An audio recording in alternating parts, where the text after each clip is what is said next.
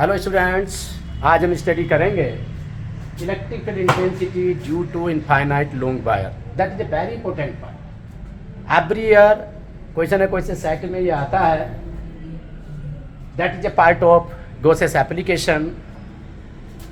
We are taking a wire, charge is enclosed by close surface. ध्यान रखें, diagram बनाते समय जो चार्ज लेंगे वो आपका एनक्लोज होना चाहिए।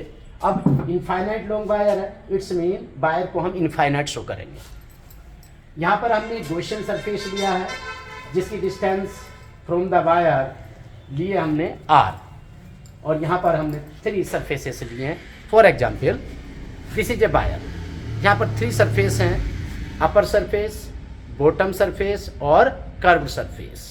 हमने चार्ज कैसा डिस्ट्रीब्यूट किया है? यूनिफॉर्मली चार्ज डिस्ट्रीब्यूशन किया है पॉजिटिव चार्ज का।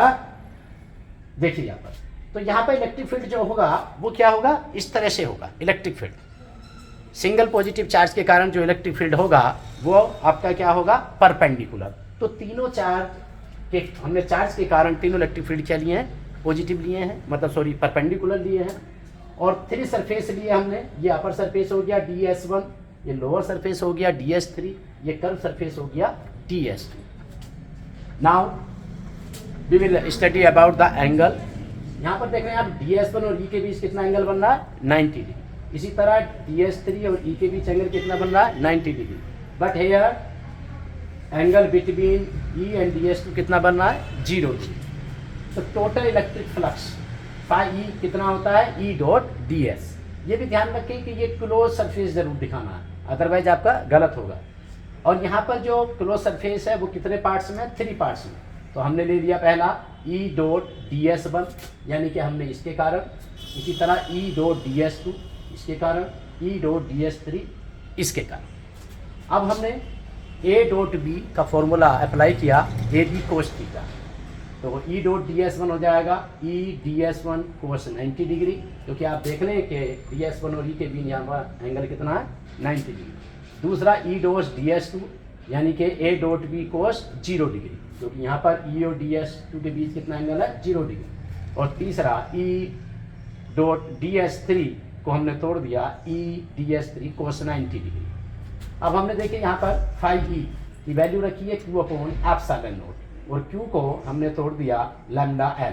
क्यों? हम जानते हैं कि linear charge density lambda equal होता है Q अपॉन L। इससे Q की वैल्यू हमने निकाली Q इक्वल लैम्डा L। तो यहाँ पर Q की वैल्यू रख दी हमने lambda L। Epsilon not already है, कोस 90 की वैल्यू 0 है तो ये सारा टर्म 0 हो गया। यहाँ पर कोस 0 की वैल्यू 1 है तो ई डॉट डी एस 2 हो गया, और फिर अगेन कोस 90 की वैल्यू 0 तो ये सारा 0 हो गया। तो यहाँ पर ये क्या बचा? E D S 2। ये हमने बाहर ले लिया और आपका बचा ds2। ds2 का जब इंटीग्रेशन करेंगे तो इसका मतलब क्या है? Area of cylinder. तो सरफेस एरिया ऑफ सिलेंडर क्या होता है? 2 पाई आर एच, और h के प्लेस पर हमने क्या लिया है यहाँ पर? l। तो ये हो गया आपका 2 पाई आर एल। यहाँ से l कट हो गया, l से l, और यहाँ पर e की वैल्यू हमने फाइंड कर ली lambda upon 2 pi R epsilon naught. That is a electric field intensity due to infinite long wire. Okay, bye. Hello, thank you.